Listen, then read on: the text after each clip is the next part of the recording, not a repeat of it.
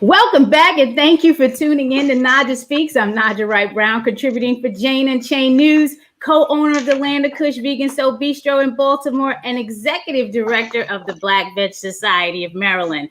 Today, we are talking about Brotha Vegans. We have three powerful guests joining us. They are very well accomplished individuals, brothers, known for very impactful projects and platforms, and they are all vegan. So that answers that question, whether they're plant-based or vegan. Joining me now is Omowale Adewale, Kimatni Rawlings, and Dr. Kevin Jenkins. Come on, let's go. How are we doing today, gentlemen? I'm amazing. What's up? I'm good. All right. Thank you I get to see for them. joining I couldn't see y'all brothers.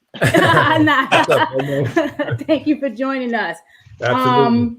So tell me, I want each of you to introduce yourself, and we'll start with Omowale. Tell me I know you personally, but for the viewers that don't know you, please tell us about yourself. So I've been doing some organizing for about 20 years. Organizing, whether it be artists, activists, kind of came in about 2001, doing a lot of that work. Some pretext before that worked with Uhuru Movement. A lot of Black liberation organizations. I'm 10 years working with Malcolm X Grassroots Movement, founder of Black VegFest, fight champion. So just, and I'll go to the brothers. I love Black VegFest. You know, it's all about Black VegFest. Kimatni, let's tell us about yourself. Kimatni Rawlings, founder of Fit Fathers. You know, our goal is to uplift dads and father figures through health, wellness, and with a focus on nutrition. Of course, fitness is one of our daily mottos, but we want to make sure that our brothers are well breasted of the benefits of an overall healthy lifestyle. Continue cooking more, making more decisions in the household on what the kids are eating. I'm a publisher by trade. I run a few websites and author and poet, and my goal is feeding the community with information that I ascertained throughout my travels, my experiences, and my tutelage with various other outliers in the field. So I run fitfathers.com. We create various campaigns to make sure that people are well breasted, well educated, and well instilled with the tools needed for a positive lifestyle change. And I've been to the Fit Fathers Father's Day event, and it's incredible. And we'll talk about how things have been going later on in the show. Dr. Kevin Jenkins, how are we doing? I'm doing good, doing amazing. Thank you so much, Naijha, for having us on. I am Dr. Kevin Jenkins, known on Instagram as the Vegan Born, just like Jason Bourne, Bourne. I'm an ordained Seventh-day Adventist minister. We are the longest living Black people on the United States because of our adherence to a plant-based diet. Woo! Thank you for telling them. Let them know. Preach, doctor. And plus, I'm a certified vegan life coach and educator, a certification in plant-based nutrition. And also, I am a personal protection specialist. That's another word for bodyguard. I do VIP details. The latest one was during the election. Wow, really? Yeah, during the election and the day before the Capitol riots. Some VIPs need protection. And I got to give a shout out to the company that kind of outsourced me.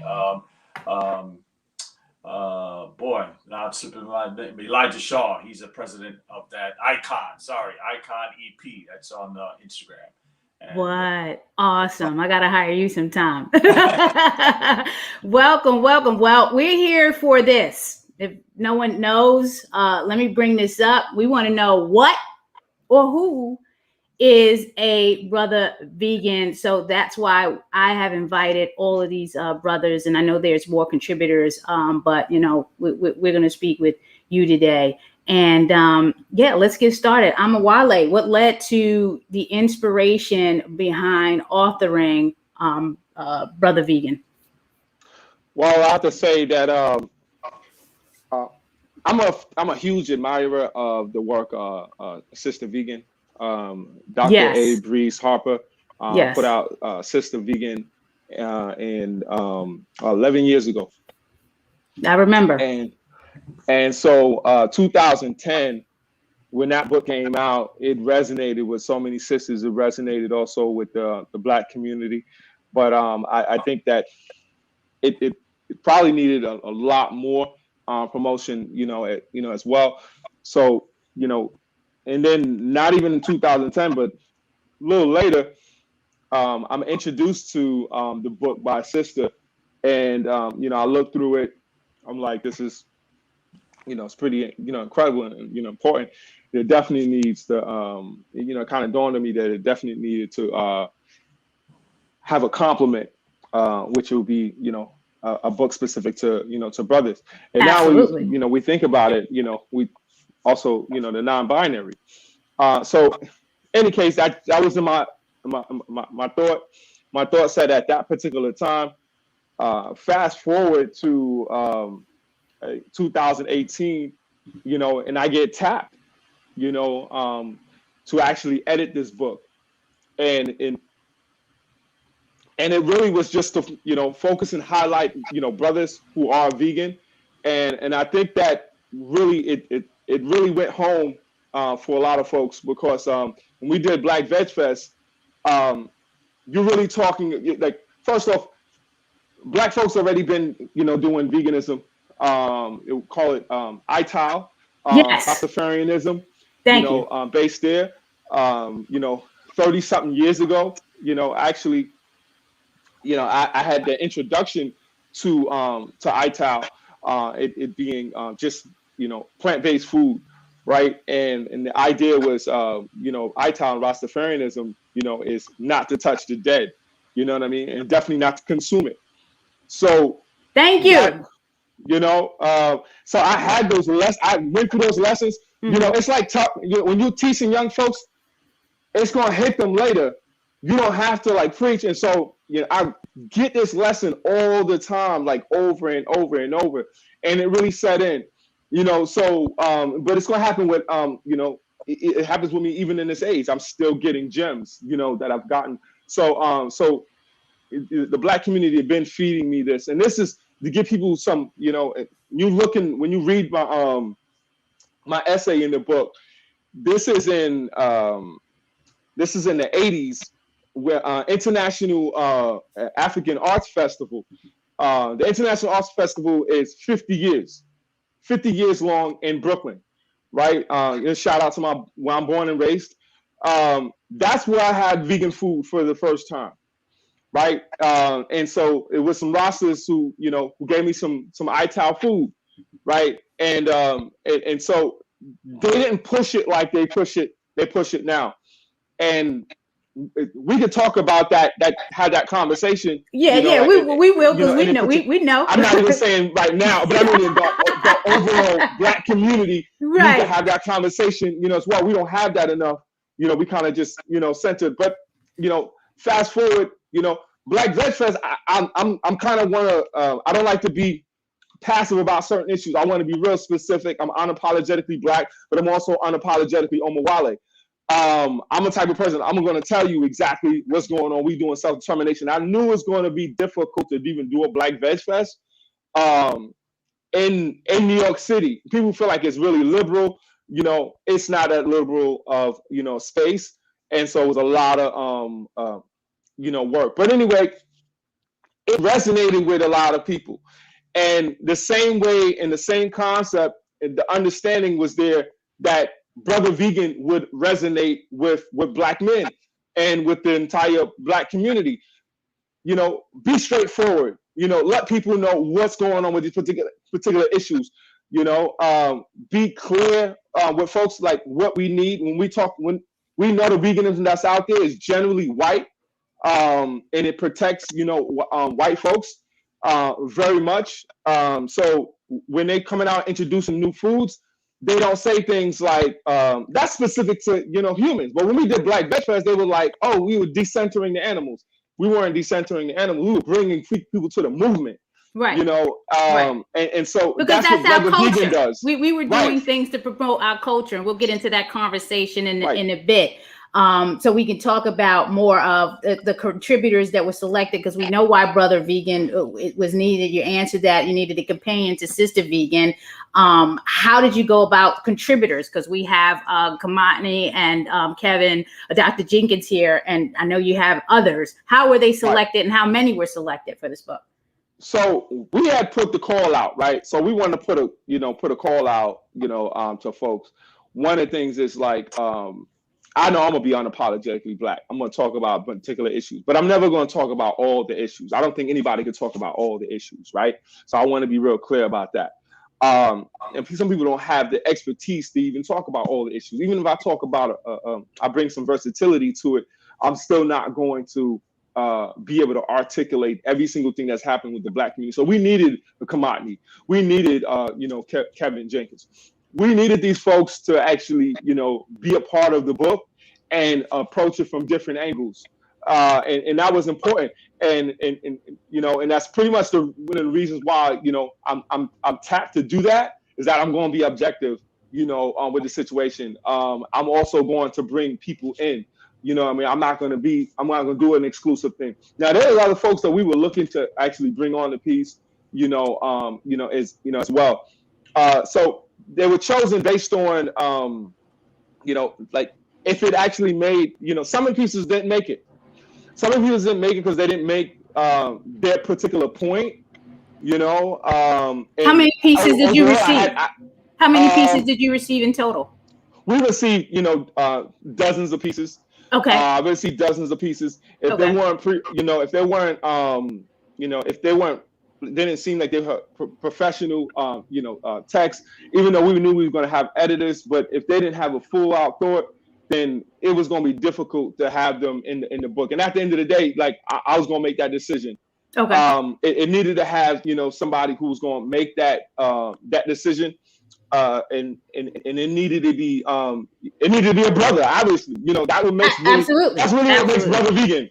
Absolutely. It couldn't be the white folks and the publishers. You know what I'm saying? Okay. But let's bring them on so we can talk about some of the major issues that are being addressed in Brotha Vegan, and what contributions Dr. Jenkins and Kimatni have made to the book. Okay. So we got Omowale's reason for authoring this book, how he went about getting the contributors and the selection process. Now we have two of the somewhat number of contributors. Let's talk about the issues that are being addressed in this book. You're talking about masculinity, sexuality, race, diet, health, fatherhood, social justice, animal rights, and the environment. So let's talk on the masculinity piece from a group perspective, your perspectives, and what you contributed to the book on that topic. Let's talk about that. Dr. Well, my section is why Black men must go vegan. Okay, why? Because men usually think this is a feminine thing. And I was going to say that, right?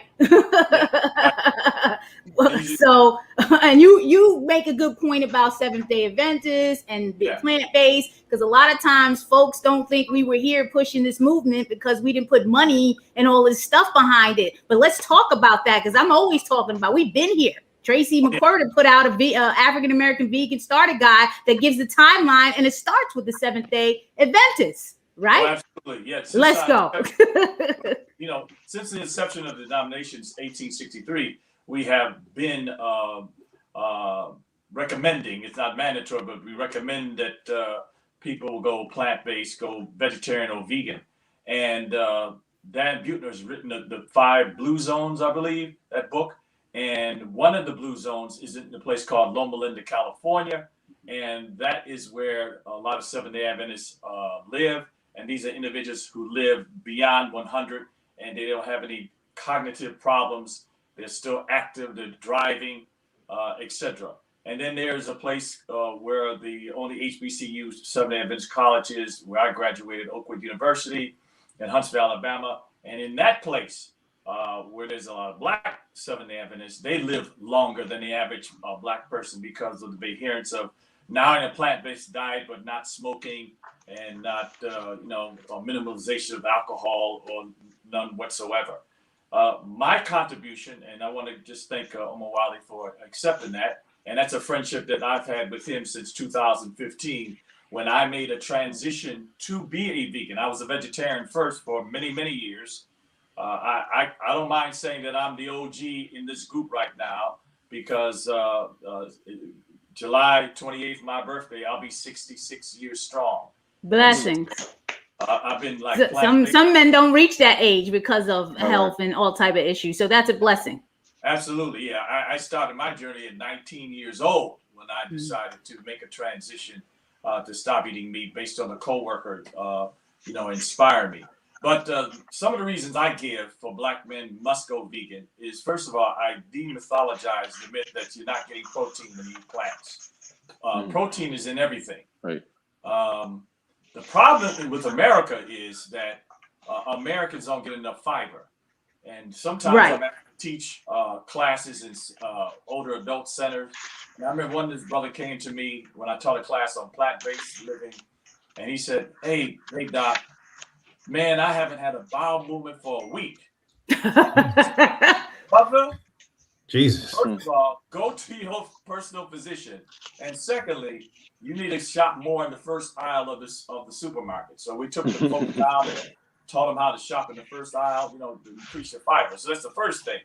Secondly, the issue of passion. I call it passion, where a lot of men, let's make it plain right now, and I'm talking about men who are half my age having ED, which is erectile dysfunction. That's sad. That is a sign of heart disease. That's because blood not flowing.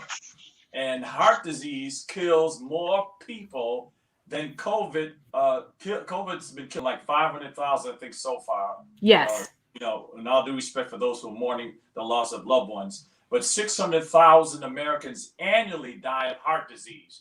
And wow. Of that number are African Americans. Wow. There's no vaccine for that. There is a lifestyle change where you need to get up eating animals that's clogging up your system, and and get your heart going and exercise. And that's another reason. Then I talk about the natural instinct for a man to be a protector. And when you become a vegan, you are a protector of the environment and animals. So it's not just having a diet, but it's also, I'm an ethical vegan. So I don't wear anything that's connected with any killing of an animal. And it's very easy. I got in my closet right now this 2 jackets that are vegan leather, and you couldn't tell the difference. I just bought my husband one during this winter, and he rocks that jacket with pride. It looks good. It's like an aviator type of style jacket, and he loves it, And we can go on and on. There's plenty of faux leather, whatever. There's no excuse to wear animal products at all, and I appreciate you saying that, Dr. Jenkins. I want to get some information from Kimatni on this topic of masculinity and contribution in the book, because again, I'm sure you hear it as a fit father that vegan is not for men. It's this sissy type of thing, right? Right. Absolutely. And I come at it from an athletic perspective. Shout out Omo to Itals Vital. When I go to Jamaica, that's my first stop. My Jamaican uncle picks me up and we go straight to the Ital spot. He already knows what the plan is. Right.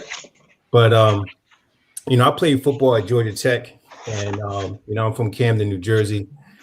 So a very deprived city in terms of resources, nutrition, mental strength. Most of the majority of the city is strung out. No opportunity. So everyone utilizes either drugs or sports to try to get out, and even the athletes can't get out because they're still trapped into the system. But in fact, everybody in Camden was athletic. So when I made my switch, after leading a career of football and athletics, one of the prominent lines of information I was trying to teach, my boys and my brothers was that, you don't lose any inertia, any strength, any mobility, any masculinity, when you're eating plants. We've been eating plants since day one. It's just not, you know, here in American society, you know, the fact of how meat and dairy, you know, dominated the narrative, you know, and became a tool for you know, gaining profits and things of that nature. You know, people were just miseducated, you know. So, you know, now I utilize, you know, my athletics to show that, like Kevin said, every piece of food has an amino acid in it. We don't have to go specifically looking for protein because it's in the building block of all foods, you know, no matter if it's vegetables, fruits, or fats. So, you know, my goal is to let them know that, hey, you know, it's not about not being cool. It's about, you know, gaining the nutritional freedom so we continue being who we are, since we do have a limited lifespan because of chronic disease, whether it's diabetes, heart disease, hypertension, et cetera, you know, prostate cancer. The Black man falls at the bottom of the totem pole when it comes to life expectancy. Right. Because of the lifestyle choices that we make, that we think, you know, are so cool and so elevating, when in fact they're debilitating. I have a good friend in the hip hop community, Peace Stu, and he's always telling me, Kay, how can we bring your platform into my platform, Hip Hop Fathers, you know, so we can increase the lifespan of these rappers, because they're dying off, man, because they think it's cool to rap about all the things that are chronic to our lifestyle. Right. I'm glad you said that, because I had Dr. Nolan on with Hip Hop Vegan. So yeah, it's important. So that's why I created Fit Fathers, to showcase that you can still be who you are. And the center point of your domain, you know, comes first with education and the ability and the power to give your seeds the knowledge and the strength to make life enhancing decisions while they're young, so they don't have to reprogram like I did when I was 35.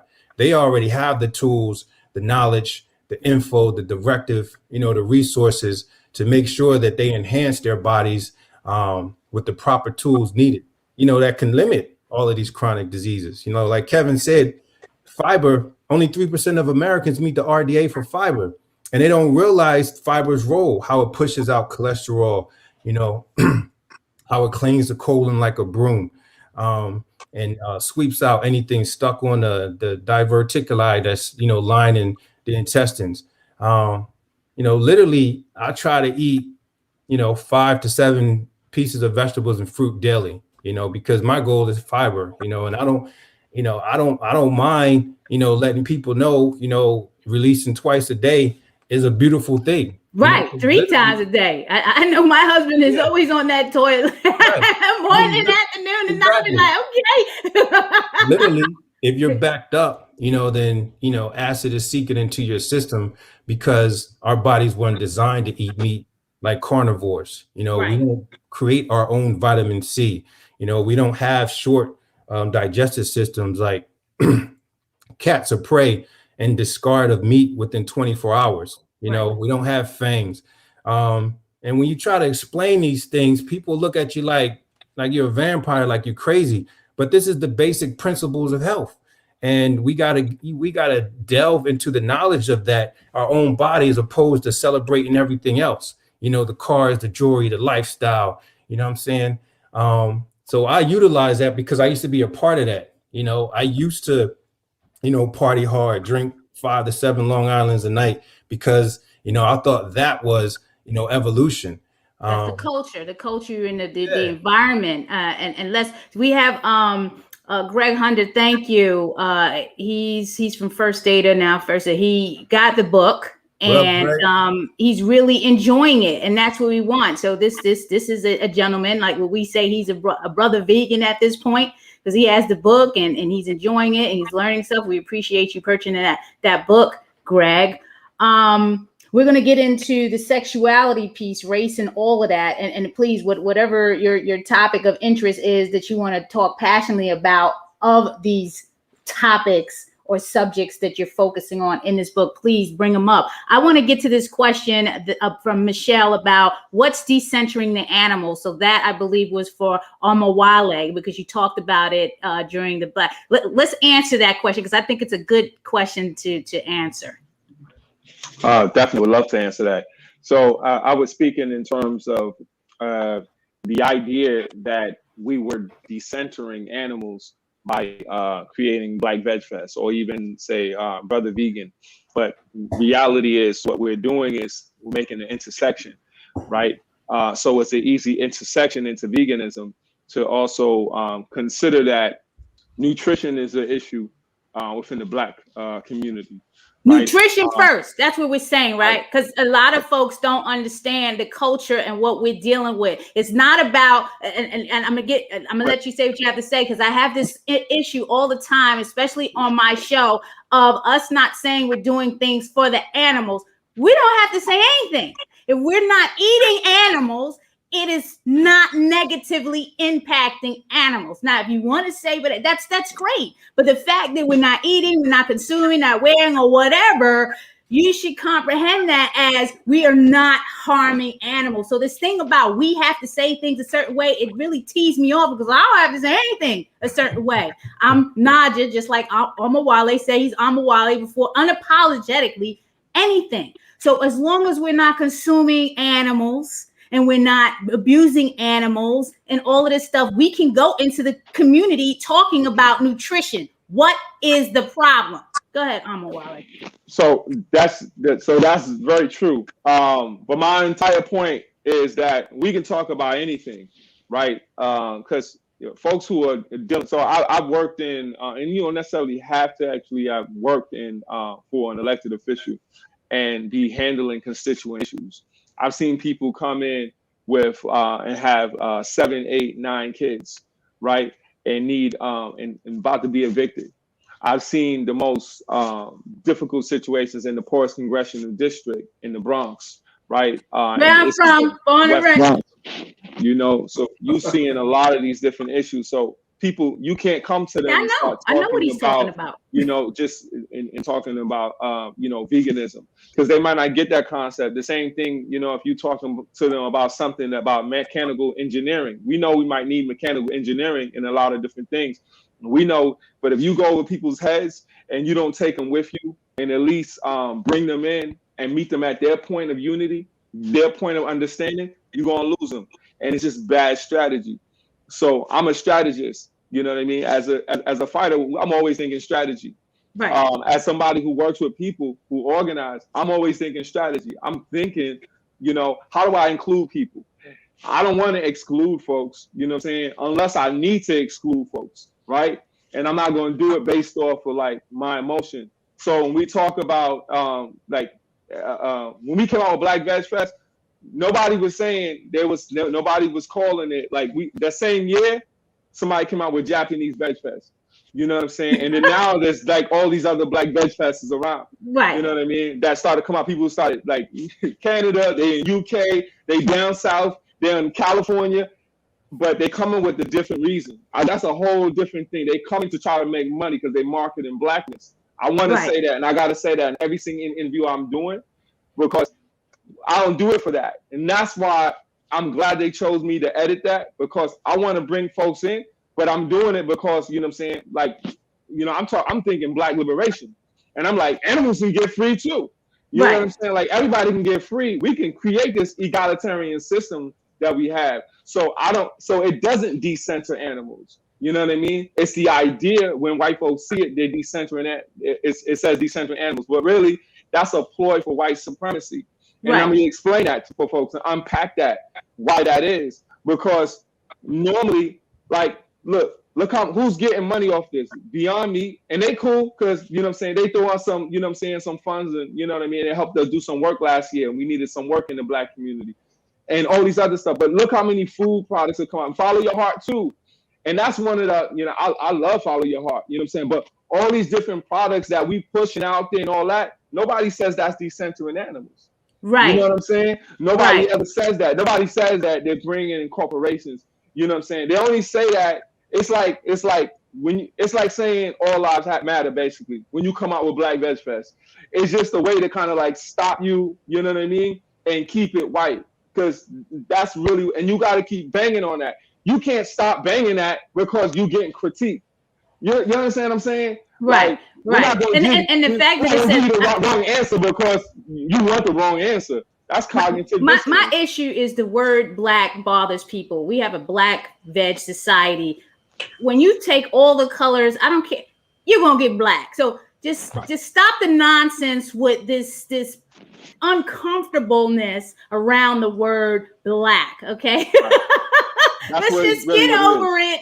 Folks been, disrespecting us for centuries. Let's move on, understand why these societies and these projects and these platforms are needed, and let's keep it moving, because we got a lot of work to do. And if you want us to work with the community, this is the way it has to be done. Okay, not through you, through us. Sexuality, race, diet, whatever. What topics do we want to talk about that are an impactful discussion in the book Brotha Vegan? Who wants to take this? One of the things that you guys discussed that makes it very impactful for us to go vegan is that you live long enough when you become a vegan to continue to annoy those who are adherents of white supremacy. Right. Help the wealth. You can have all this money and all this contribution or whatever, but if you're not healthy, consuming the right things for your mind, but you know what I'm saying? Yeah, you're not going to be able to live long enough to do this. Yes, because you can continue to function in a wonderful, powerful way. As a guy who's in his 60s, of course, I don't look like it. If I shave this beard off, I get ID when I get the senior discount on the train. I always get ID'd on that. Well, I have so much energy, and I put fitness with that. I'm with these gentlemen here because they're physical fitness guys. Listen, I was telling someone the other day, one of the worst things that you can see on a man is what I call the kangaroo pouch. And the kangaroo pouch is the stomach that's just a little big there, because right, which is a challenge for some men, and that's all centered around diet. It's around. Am I diet. right? Stress. Yeah, and you can be vegan. It could be around diet, because vegan doesn't mean healthy. Can we talk about that? Because you're talking about health in the book, Dying to Health. Just because you're vegan doesn't mean healthy. Can we talk about that? You got to exercise too. You just can't just eat. You have to exercise. You got to do some cardio, calisthenics or something. But you have to do something like that. And you got to eat the right things. Like, come on, you're clean eating. You're a clean eater, right? You talk about clean. Now, for example, yesterday, a friend of mine had tagged me on a product, another frozen hamburger product, and he's Caucasian, and he was elated and jubilated, like, "Hey, Kay, did you see this?" He was all excited. Have you tried this? And I was like, "Actually, I haven't." And I'm far gone from that stage. When I first turned vegan, plant-based, I consumed, those products that's filled with, 20, 30 ingredients and a lot of GMO, binding ingredients. So I was like, I focus on more whole food ingredients. So that's a challenge in itself, when people first go vegan. And, I'm trying to break down to them, eat legumes, whole foods, beans. Like, I've traveled the world. And one of the things in my experience I try to do in my writings when I give back to my readers, whether it's in Ethiopia or Japan, is to break down the staple food of that location. For example, the Japanese sweet potato, which is purple and has far more antioxidants, and which is known to be the reason of their high level of centurions and lack of Alzheimer's, or Ethiopia and the injera bread made from teff. Yes, I love that. Break down that, these are some of the foods that we're not accustomed to. They're not in our psyche. They're not in our vocab, but we have to start introducing them into our plant-based cooking. Yes. And so where, whether it's quinoa or buckwheat or millet, not just brown rice, but there's a lot of other whole grains out there. Right. That's full of fiber, tastes good when you protein. Quinoa is full with protein. A lot of people don't know that. And diversifies your choices, because a lot of people say, "Hey, I ran out of ideas to cook," because they're recycling the same things over and over. And a lot of time it's those frozen foods, vegan foods that they're buying that people are making a lot of money off. No disrespect, to those that have a business idea, but I didn't get into it for that. So yeah, you can be vegan and you can eat a lot of junk vegan food and you can still be unhealthy. Right. So that's what we try to break down. Turn around, read that package, look at the ingredients, and see if it has more than 400 milligrams of sodium in it. So I'm glad you brought that up. I know people struggle. Michelle says she struggles. She's always struggled even before she stopped eating animals. I know there are people that feel when we use the term clean eating that we're being derogatory toward those that are not eating supposedly clean. They feel that we're telling them that they're disgusting eaters. What are your thoughts about that? And also answering the struggle question for Michelle, and any of you can chime in with that with some ideas. Well, I want to take that. Degree to read it, when you read the package, if you need a chemistry degree to decipher stuff, don't eat it. My thing is, so like this development in different stages. People are going to intersect it at different parts in their life. 20 years I was vegetarian. Nowadays, somebody be like, what you doing and why you doing this and so on and so forth, and you would get so much criticism, right? 20 years. Now, they might excuse me because when I started being vegan, I was, 15, right? And I had a heart disease, and just happened to have a conversation with my older brother, and he was like, we started talking about vegetarianism. We had already been going out. My mom, this is when I was living in Florida at the time, and my brother was still in New York. And so we had that conversation, and you tell people that you diagnosed with heart disease, you got hypertension at 15, it's pretty alarming, and you're an athlete. My point is, like, people are not going to intersect it the same way. You know what I mean? And what I found is, like, working with young people, you're going to badger them to the point where they just going to be like, F that. And they're going to go the wrong direction. Right. And that happens a lot. You know what I'm saying? Like, I have folks who've done that. Like, I've done I've done a lot. You know what I'm saying? Growing up. When you're in Brooklyn, you do a little bit of everything. If you get on the train, like some of the things I was doing on the train, my parents didn't even know about. You know what I mean? Man, we were having weapons since we were like early teens. You know what I'm saying? So it's just eating trash, like just garbage on a consistent basis. And my point is just like, you got to kind of bring people in. You got to kind of like pick like smart battles. Like I'm battling a lot with the vegan community. You know what I'm saying? Folks who want to be Dr. Sabians, like that worked for you. Like, don't get it mistaken. Like that worked for you. You can't come out and start focusing. And there be people that just came vegan for like 1 year, right? Or they started being vegan for like 6 months. You know what I'm saying? But my whole thing is when like being an organizer, like you try to use the best practices to bring people into the stuff. So you gotta be strategic. You know what I'm saying? You gotta be excellent strategic. You gotta do, you know what I mean? Like they're not gonna hit it the same way you're gonna hit it.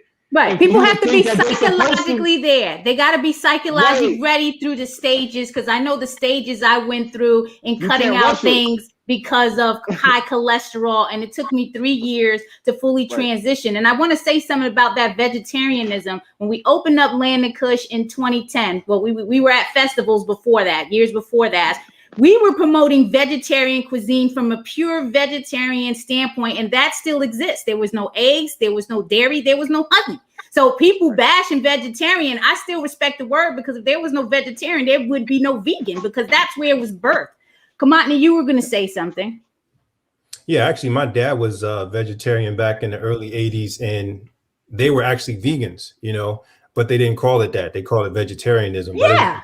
But the same thing as now. But yeah, when I first started out, for those who are having challenges with, plant-based diets and who may be comfortable with some of those comfort foods, it's going to take time to re-educate yourself, because you got to unprogram everything that you learned about the system since day one. We was always told, that eggs and the yolk particularly was healthy for us, I know. And then I got high cholesterol. Go ahead. 12 milligrams of cholesterol in that thing. And we eat 70% to be exact. You scramble eggs, you put in 2 and 3 at a time. So, with cheese, with cheddar cheese and all that. Now it's 100%. So yeah, I know. It's like, so what I tell people is like every for your age, every day that you learn something negative, you gotta you gotta compensate with a day of something new and life enhancing. Because the people ask me now, like in 10 years into veganism, why are you still going so strong like this? And I'm like, yo, the mind is so powerful. I could still have the ability to go backwards, you know what I'm saying, if I'm redirected the wrong way, Right. So every day I have to reinforce, my spirit, my mental and my physique, with positivity and surround myself around other like minds. So that's why when I travel, I seek out, vegetarianism and veganism and plant-based individuals. So I'm always around that, so individuals who are struggling, they have to do the same thing. I lost a whole group of friends when I turned plant-based because they felt like I was judging them, even though I was quiet about everything, but my presence there while they're eating, pork. Intimidation. You're And intimidated. I'm like, yo, let me get that veggie roll. And they looking at me, and I'm not, I don't have no judgment against what they're doing, but they right. And they stopped inviting me to the boys' trips, the brothers' trips, the trips I created. Right. So I had to find a whole new subset of friends and individuals who are living the lifestyle I do. And that's where you come across people like Jenkins, like Omo, you know what I'm saying? Like yourself. And it feels good because you can create that constellation of new life enhancing experiences to keep you going. So for those people struggling, don't give up, just go at it at your own pace. Because when we all turn vegan, we all crazy. Like I was like, go vegan or die, I know people was tired of me and I had to stop myself and pull myself out of it and stop battling with other vegans. Right. And, oh, tofu is bad. No, I eat tofu. Like, look, we're all vegans. Let's just chill. Right. Exactly. I'm loving this discussion. We're going to be going on for a little while because we got a lot to talk about. What else do we want to touch on with these topics, but with Brotha Vegan? Let me bring up that book again and talk about where folks can get it, because we can really get deep into these conversations. So there you have it, Brotha Vegan, Black Men Speak on Food, Identity, Health, and Society by Omowale Adewale and his host of contributors. And you can definitely find this book on Lantern Publishing. You can go to their website, and I'll post that in the comments. You can get it at Barnes & Noble, IndieBound, Bookshop, and on Amazon. So you can search Amazon. Also, the Black Vegetarian Society of Maryland is a nonprofit. We do have an Amazon Smile. So if you're on Amazon, we have added Brotha Vegan to our collection of books to purchase through Amazon Smile. So if you want a little penny to go back to Black Vegetarian Society, you can purchase it from there. So I'll put the link up soon. Definitely shout out to all the sponsors of Naijha Speaks and Black Veg, A Welfare World, Veg Fund, Eat the Change, Women Funders in Animal Rights, Mercy for Animals, nutritionfacts.org, collectively, and supporters just like you that are listening in. We definitely appreciate your support. What else do we want to touch on? Go ahead. I want to bring up some of the other folks that's in the book. Yes, please. It's important for folks to kind of know like who else is in the book, and the reasons why they're in the book is as well. But one, Eric Adams is in the book. I mean, that's like pretty obvious, yes. So the borough president, who's the borough president, and so he's running for mayor right now, right? So he's running for mayor. And we could literally have like a city where we're talking about, a vegan city, or he doesn't even really use the term vegan, but he still is vegan. To your point, earlier. So he's plant-based, and that would be pretty huge. Also, Kez Ezekiel is also in the book, and this is a Black trans man, and it's important to kind of open up those concepts and those conversations. Some people might, be bothered that the person's in the book. But like I told people before, I'm unapologetically Black and unapologetically Omowale. And what that means is, like, I'm going to take stronger stance than you're going to take overall at the end of the day. It's to make Black people feel comfortable. We say this thing about, we want Black people. We talk Black people. We never say we want Black cisgendered people. We never say we want Black heterosexual. We never say that. But if we mean that, we talking some bullshit. pardon me for saying that. I curse a lot on my podcast. Well, in Buddhism, that's a sense of expression. I appreciate it. So we and a lot of times when we see it, we don't usually even bring up like disabled folks. We don't bring them up, but we mean, Black people in general. So there's elders in there, there's people with disabilities, mental or physical disabilities as well. You gotta read the book to really understand that concept. And so with this particular piece, when we talk about liberation, we talk about liberation for all. Because if you don't have liberation for all folks, then really it's just fake. And then to break that down, because people feel like, well, we're not locked up anymore. And people feel like, well, we could get ourselves free from the dollar. You know what I mean? There's rich folks that still be complaining that they deal with racism. You know what I'm saying? Like, all the time. So we got to consider that as well. So we also talk about mental illness. Stuart Mitchell, talks about that concept. A brother was saying, Kimatni, about fatherhood. We talking fatherhood throughout the book from different ways, and I talk about fatherhood. Like Stuart Mitchell talks about it, but Dead Prez, I got M1 and Stickman, and one of the things we also know, M1 and Stickman come from an organizing background. I've known these brothers from early 2000, and working with Dead Prez. Matter of fact, Stickman's first book talks about my organization that I created in 2001, Grassroots Artist Movement, game. So Black VegFest ain't the first time I've been doing some work. Because when folks be talking about that, they be like, we came from 2018. Nah, there's other folks that we don't even know about that's doing work. Right. You know what I'm saying? But if maybe we don't read, maybe the timing, maybe we ain't travel. You know what I'm saying? There's folks in particular parts of the world, like the brother who gave me my name, Omowale Adewale. Omowale, I want people to know my name. Omowale Adewale. Omowale means the son has come back home. You need to know that name because that name was given to Malcolm X. That is literally if you come out and anytime that we talk about white supremacy and we talk back, that comes from back from Malcolm X. I want people to be clear about that. Be very clear. You wouldn't be talking. You walk down the street and you would be very quiet. I'm not gonna go through that history, but you would be very quiet out in the society. You know what I mean? He's the one that did that. So people need to know Omowale Adewale means the son has come back home. When I received that name in 2005, I didn't know I was gonna receive it. I wasn't looking for it. The brother just gave it to me. His name was Moyo Sore. He was murdered 2 years later. You know what I mean? He was a young brother, and when I say I was doing some international work at that time. That brother was doing bigger work than I was doing.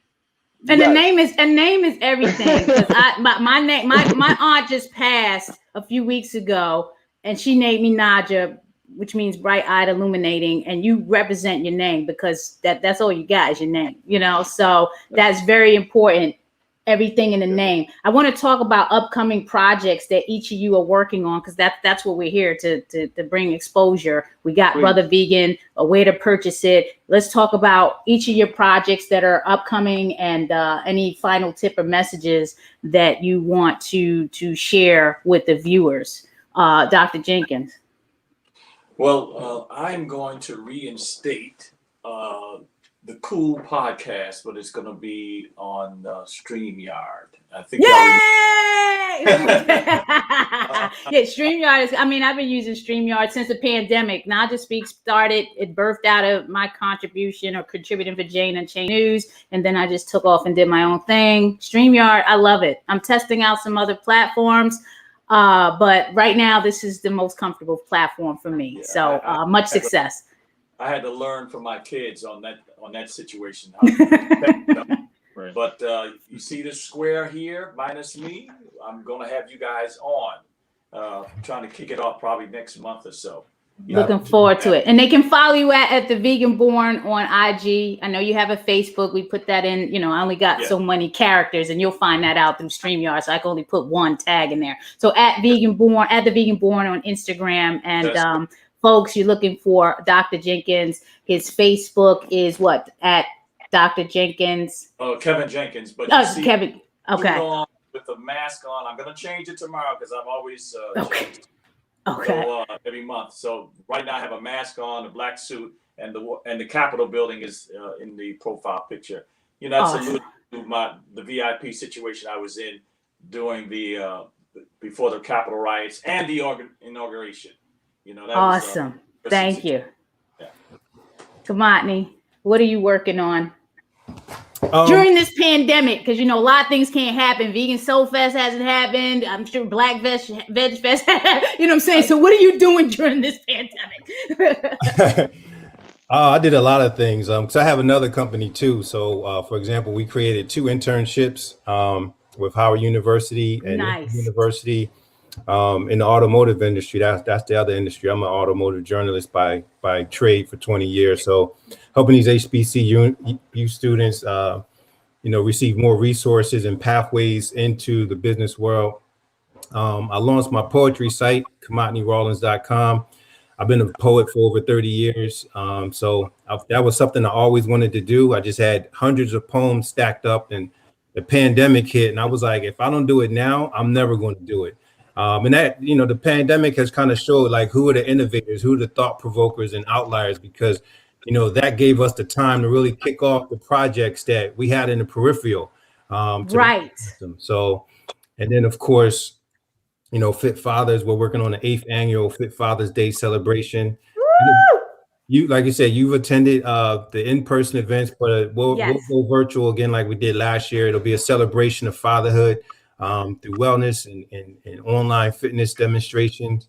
And the last thing I'm doing is working with our county here in Maryland to help the Black residents become more nutritionally aware. So if they do get affected by COVID-19, they will have boosted their immune system to help fight it off, you know, with the foods that do already have immune boosting properties in them, which are plant-based foods. Awesome. I have to talk to you too, because we're planning, you know, Black Veg launched the Keep It Fresh Fest a couple years ago. Now we haven't gone virtual with Vegan Soul Fest, and we're probably not. It's just not the experience. But Keep It Fresh Fest will have a virtual fest, and you know, it's in June because of National Fresh Fruit and Vegetable Month. But definitely want to kind of tie in all of that, especially what you're doing, because you do it on that Sunday for Father's Day. So I'm going to talk more with you about that, because there'll be a lot of stuff going on in June. Definitely want to include you. Omowale. So I would definitely want people to start following my Patreon, patreon.com. Omowale Adewale is one word. I'm doing some organizing of farmers and farmland. I got farmland you know, we purchased last year, you know, after like 8 months of, you know, trying to close on that and creating a training space. Where is this space? Farmers. This is in Sullivan County, New York. Okay. And we getting pushback from, you know, privileged white folks. You can find out more information about that, you know, online. That's going out there. We get a lot of pushback, but you know, we pushing right back. So definitely find about that. We creating a organized space to teach farming. I have people reaching out who want to be apprentices. If they want to be apprentice, and you know, whether it be farming, whether it be training, or you just trying to learn, like how do you actually, you know, build and create, you know, support and helping people how to get, you know, thousands of people, you know, who actually want to be organized, who want to, you know, move for their liberation while still working on their dreams. Working on your dreams, you want to be able to, you know, whether you do, I don't care what you want to do. You want to do that without anybody, you know, foot on your neck, right? At the end of the day. So we could do that at the same time, but we got to do collective building. So yes, but I'm doing it just for my Patreons. I'm just putting it out there because those people supporting me. It's been a long time doing this work. Like this work is not like profitable. When you do organized work, it's not profitable. You know what I'm saying? Like, no, real, like, are you serious? You can't get income. Really? Forget profit. There's no profit. It's like, you can't, it's not even income. So when people support me, like that really like overwhelms me. Like, wow, you see my work. You know what I mean? So, and I'm pretty sure everybody feel the same way. When somebody people see you all around, they think you can write $10,000 checks. Like, bro, right? I mean, come on, man. You know, we struggling too. Like, ain't that easy. Any last final tips or words from each of you before we go? We have less than 5 minutes, and we want to get out of here. Purchase Brotha Vegan at lanternpm.org books. Brotha Vegan, everybody sees that there, and I put it in the comments. If you just want to go to Amazon, you can. But shout out to Lantern Publishing for publishing this book. Right. Oh, one last question. That's a liberation space. I want to be clear that that's a liberation space. So when you hear me talking about white folks and then we white, like that's, you know what I'm saying? Like that's the least of their worry. Like people who really believe that they're white allies, they're white accomplices, you know what I'm saying? The movement, they believe in liberation. Man, I have no problem with that, with you telling the truth. You know what I mean? Straight off the bat. So I just want to say that if you go to omowale.org, I'm definitely going to sign it for you. You know what I mean? And while copies, exist, but only within within the 50 states. That's it. I appreciate it. Any last messages or tips, Dr. Jenkins? And if anybody wants to answer, what's the difference between plant-based and vegan? That should be a quick response because we kind of know. I think plant-based is the old vegetarian, to be honest with you. Like they just throw so many words being thrown around. That's what I don't know. But how do you each define it? It's semantics. You know what I'm saying? So it's just semantics. Always semantics. I'm a person of color, black, African American color. I don't know what I am, but I know I'm not. So yeah, I think we do need to give an answer though. I was gonna let the brothers give an answer, but I understand where everybody comes from with that. Less than 4 minutes. Veganism is basically for the animals. You know, when you're doing it, as a vegan, like you could literally. So that means like, I don't wear leather. I don't wear any animal products, so basically there's no exploitation. I don't go to circuses. I don't go to zoos. I don't go to aquariums. You know what I'm saying? Like I'm watching what I eat. If you do it, like say you make an accident, you know what I'm saying? You still vegan. That was an accident. You know what I mean? So but you shouldn't stress yourself to do that. And other vegans shouldn't stress you either. So I've been having to talk to people who've been doing this for a long time. Like that's a no. They wrong, not you. My closing tip would be that age is just a number. If you stay healthy and active, you can accomplish anything. I pride in telling folk, they are shocked when I tell them how old I am. And that's because 40 plus years of being a vegetarian and 6 years being a vegan. So I started early. And so just, go for it, no matter where you are. If you're listening right now, you're like 60 years old and you said, well, it's too late for me. No, do it exactly. Now. And I want to say before we close, I got an idea. Can we talk all of us off camera? Yeah, once we're over here, I want to get this before the hour ends. I had that. Let's get this one. We can stay on. Kimatni. For me, it's just to make evolutionary choices that lead to life enhancements and shy away from those that lead to life degradation. So drink more water. Eat more fruits and vegetables, try to go as brown as possible with the grains.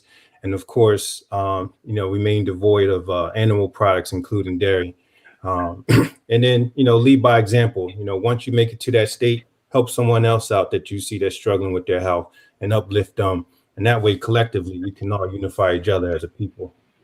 And my tip is thank you for tuning in to Naijha Speaks. Please subscribe, like, comment on NaijhaSpeaks.com. This is what I'm bringing to you. Thanks again to all my supporters, and purchase that book, Brotha Vegan. Men need to be educated, and these are the brothers that are bringing it to you. So again, I appreciate you taking your time to come on the show, because you could have been doing anything or everything else on this fine Sunday morning, and you chose to come and talk to me and the viewers. I appreciate it. Thanks again, everyone. Enjoy. One love. Stay well and safe. Peace.